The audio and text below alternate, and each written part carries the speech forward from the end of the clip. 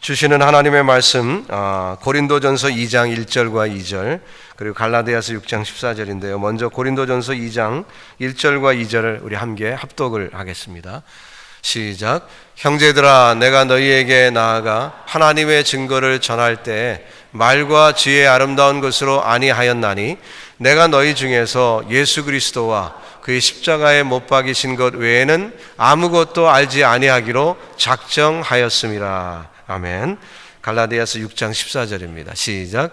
그러나 내게는 우리 주 예수 그리스도의 십자가 외에 결코 자랑할 것이 없으니 그리스도로 말미암아 세상이 나를 대하여 십자가에 못 박히고 내가 또한 세상을 대하여 그러하니라. 아멘. 사람들의 본능은, 인간의 본능은 십자가, 고난 원하지 않습니다. 십자가는 나의 실패와 나의 부족을 지적하기 때문입니다. 십자가는 고난과 희생을 암시하기 때문입니다. 베드로를 비롯한 제자들 누구 하나도 십자가를 좋아한 사람은 아무도 없습니다. 십자가를 지시려는 주님을 정말 발벗고 나서서 말렸던 그 제자들의 모습을 우리는 기억하죠. 그러나 이 십자가는 기독교의 핵심이고 성경의 핵심입니다. 물론 성경은 산상수훈이라든지 이런 말씀으로 고상한 윤리를 우리에게 가르쳐 주기도 했습니다. 어떻게 형제가 사랑하고 살아가는지, 가족은 어떻게 꾸리고 또 일터에서는 어떻게 해야 되는지 이런 말씀도 수없이 우리에게 하셨습니다. 또 아모스서처럼 사회 정의를 얘기하기도 하고 공의를 이야기하기도 합니다. 하지만 성경의 핵심은 여전히 예수 그리스도고 예수 그리스도의 사역의 중심은 십자가입니다. 그래서 오늘 이 엿새 동안 우리가 십자가의 의미를 하루하루 생각하면서 저와 여러분의 삶에 정말 가슴 깊숙이 이 십자가의 의미가 무엇인가, The meaning of the cross, 그 그리스도의 지신 십자가의 의미가 무엇인가 우리가 생각하며 하루하루를 보내기를 바랍니다. 오늘 그 십자가의 의미 첫 번째로 나누고자 하는 것은 이 십자가는 저와 여러분의 destiny, 운명이라는 거예요. 운명. 이거는 우리가 어찌할 수 없는, 우리가 십자가를 외면하고도 그리스도인이 될 수 있는가? 십자가를 안 지고도, 십자가라는 개념을 받아들이지 않고도 내가 신앙생활을 할 수 있느냐? 불가하다는 것입니다. 이거는 크리스찬이 되었다면, 교인이 되었다면, 성도가 되었다면 이것은 우리의 운명이고 또 이것은 또한 우리의 운명을 변화시킨 능력의 동인이기도 해요. 그렇기 때문에 이 십자가가 나의 삶을 변화시키는 그런 근거인 것입니다. 생각해 보세요. 십자가 가장 가까이에 못 박인 두 사람이 있었습니다. 우리 흔히 얘기하기를 우편강도 좌편강도 이렇게 얘기하죠. 좌우는 성경에 안 나옵니다. 정확한 건 모르지만 그냥 흔히들 우리가 그래도 착한 강도를 우편강도라고 얘기하고 그렇지 않은 강도를 좌편이라고 그렇게 말하는 것 뿐입니다. 편의상. 실제로는 성경에는 좌우는 나오지 않습니다. 자, 좌편 강도는 십자가를 외면했기 때문에 결국 저주를 받고 그는 실패자가 되었어요. 그러나 우편 강도는 십자가를 바라보고 그 순간에 very last moment, 인생의 가장 마지막 숨 넘어가기 직전에 십자가를 바라봄으로 그의 운명이 뒤바뀌게 되었습니다. 영생을 얻게 된 것입니다. 오늘 내가 나와 함께 낙원에 있으리라 주님이 말씀하셨잖아요. 여러분, 우리가 전도하다 보면 숨 넘어가기 직전에 예수님 영접하는 분들이 종종 있어요. 우리 교회 성도님들 중에도 부모님이 하나님을 모르시기 때문에 크레이트하게 기도하는 분들이 있는데 가끔 가다가 아주 좋은 소식을 전해 들을 때가 있습니다. 목사님, 여러 번 실패했는데 얼마 전에 우리 어머니가, 우리 아버님이 예수님을 영접했노라고. 그러고서는 하늘나라 가셨다고, 평안하게. 그런 소식을 제가 접하기도 하고 직접 대하기도 한 적이 있습니다. 사실 이것은 놀라운 것입니다. 그 십자가를 받아들이기만 하면, 예수 그리스도가 그 십자가에서 내 죄를 위하여 그 고난을 당하셨다는 것을 내가 억셉트하기만 하면 놀랍게도 우리의 운명은 뒤바뀌어요. 그래서 우리의 데스티니가 다른 곳으로 가는 것입니다.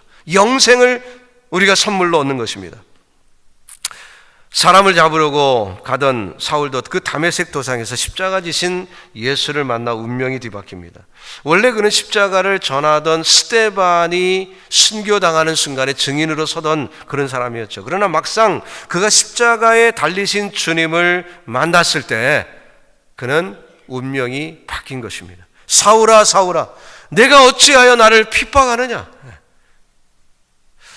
여러분, 예수를 핍박하다가 주님 앞에 돌아오는 사람들, 분명히 이것을 들어야 되겠죠. 외치는 주님을 만났을 때 그의 인생은 뒤바뀌게 됩니다. 갈라디아 2장 20절에 우리가 종종 암송하는 말씀이지만 내가 그리스도와 함께 십자가에 못 박혔나니 그런즉 이제는 내가 산 것이 아니요 오직 내 안에 그리스도께서 사시는 것이라. 이제 내가 육체 가운데 사는 것은 나를 사랑하사 나를 위하여 자기 몸을 버리신 하나님의 아들을 믿는 믿음 안에 사는 것이라. 여러분, 그 놀라운 은혜가 저와 여러분에게 임한 줄로 믿습니다. 그 주님을 우리가 만났어요.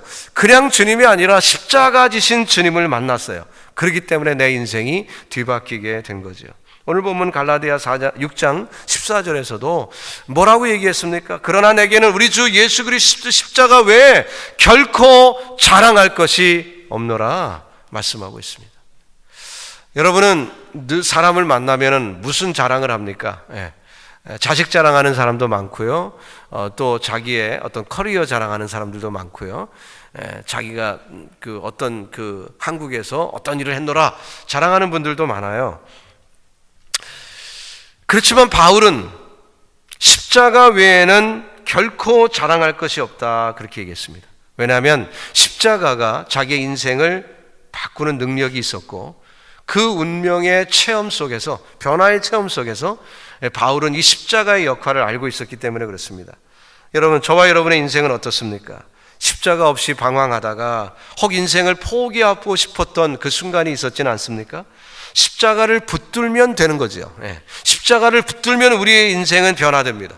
용서와 사랑의 십자가를 붙들면은 내가 용서하지 못하던 사람, 내가 사랑하지 못하던 사람까지도 붙잡을 수 있지요. 인생의 새로운 가치를 발견하게 되는 것입니다. 개혁주의자들이 처음에 개혁을 했을 때 구교에서 행하던 여러 가지 의식을 없애다 보니까 십자가도 다 떼냈어요. 십자가도 다 내렸어요.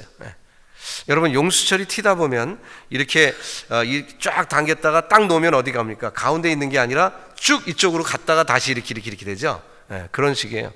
개혁자들이 개혁을 할 때는 너무 개혁에 치중하다 보니까 굳이 안 해도 될 것도 많이 했어요. 예를 들어서 피아노나 올간, 이거 싹 다 없앴어요. 교회 예배당에서. 무반주로 예배 드렸어요. 왜? 음악에 도취가 돼갖고 제대로 하나님을 안 본다 이거예요. 말씀을 봐야 되는데 음악에 도취가 돼갖고 안 보더라. 우리 교회도 그런지 모르겠습니다. 우리 찬양대가 탁월하잖아요. 그래갖고 찬양의 은혜를 받았다 뭐 이렇게 얘기를 하는데 좀 조심스럽습니다.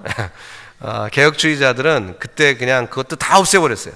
교회 예배 찬양도 다 없애버리고 그랬어요. 좀 지나쳤죠. 나중에 좀 다 생겼지만 저는 십자가를 거는 것을 좋아하는 사람 중에 하나입니다. 왜냐하면요, 어떤 사람들이 간증을 하더라고요.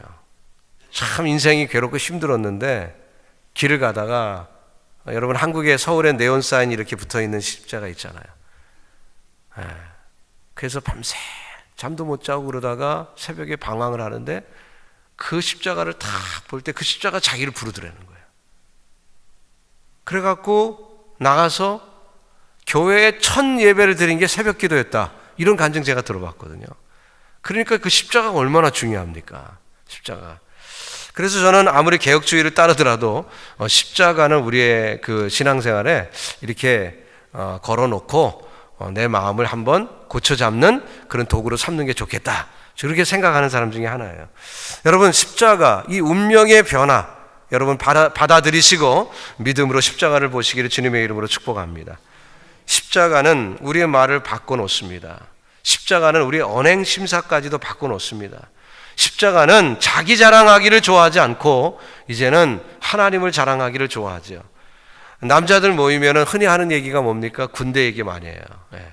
이민 온 우리 1.5세들한테는 죄송합니다만 1세들은 대부분 군대를 갔다 왔기 때문에 그 군대의 무용담, 있었던 이야기를 하는 걸 참 좋아합니다. 이거 돌아가시기 전까지 한대요. 그러니까 얼마나 오래 하는지 몰라요. 그때 힘들고 어려웠겠죠. 아니, 군대 또 가라고 그러면 갈 사람 하나도 없습니다. 자기 자식 어떻게 하든 군대 안 보내려고 하는 게 부모 심정이거든요. 그렇다면 군대가 힘들다는 얘기고, 그거 3년이 너무 길다는 그런 얘기죠. 그런데도 자기가 군대 생활했던 거를 경험담 늘어놓는 걸 사람들이 좋아해요. 그런데요, 십자가를 경험하면 우리 말이 바뀌어야 되죠. 군대 자랑이 아니라 십자가를 경험하여 십자가를 자랑하는 그 모습으로 바뀌어야 되겠죠. 사도 바울은 학문이 뛰어났습니다. 좋은 가문에서 태어났습니다. 종교적인 열심이 있었고요, 할 말 많은 사람이었어요. 그렇지만 그는 결심했다고 합니다. 우리가 읽은 말씀에도 그는 십자가만 자랑하리라, 십자가만 자랑하리라. 고린도전서 2장 다시 한번 보면은, 형제들아 내가 너에게 나아가 하나님의 증거를 전할 때 말과 지혜의 아름다운 것으로 아니하였나니, 고린도 교회에 복음을 전하는 때 아주 고상한 철학으로 안 했다고 그래요. 내가 너희 중에서 예수 그리스도와 그의 십자가에 못 박이신 것 외에는 아무것도 알지 아니하기로 작정했기 때문이다. 여러분, 십자가가 저와 여러분에게 그런 의미가 되기를 주님의 이름으로 축복합니다. 고린도전서 1장 22절에도 보니까 유대인은 표적을 구하고 헬라인은 지혜를 구하나 우리는 십자가에 못 박이신 그리스도를 전하니 유대인에게는 거리끼는 것이요 헬라인에게는 이방인에게는 미련한 것이로되, 이렇게 얘기합니다. 그러나 믿는 자에게는 십자가는 능력이죠. 여러분, 저와 여러분이 운명이 바뀐 사람답게 승리하기를 바랍니다. 바울은 그 과거에 자랑할 수 있었던 그 많은 것들을 배설물로 여겼다고 했어요. 무엇 때문에요? 십자가 때문에. 빌립보서 3장 8절에 내가 그를 위하여 모든 것을 잃어버리고 배설물로 여겼다고 했어요. 그를 위하여. 바울은 십자가를 사모한 나머지 몸에 십자가 짊어지고 다닌다고까지 말합니다. 고린도후서 4장 10절에 우리가 항상 예수 죽인 것을 몸에 짊어짐은 예수의 생명도 우리 몸에 나타나게 하려 합니다. 예수 죽인 것, 다른 말로 표현하면 십자가를 몸에 짊어지고 산다라고까지 말했어요. 몸에 짊어지고 산다. 우리 교회 젊은 할아버지나 할머니들이 손주 안고 다니시는 분들 계세요.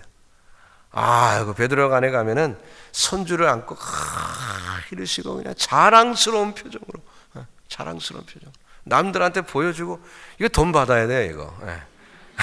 보여줄 때마다 돈 받아야 되는데, 그냥 막 보여주느라고 자랑스러워하고. 그렇게 노력해서 나온 것도 아닌데, 어쨌든 그렇게 자랑스러워하는 그런 모습. 근데 믿는 그 바울은 뭐라 그랬어요? 십자가, 그 몸에 짊어진 십자가를 자랑하는 거예요.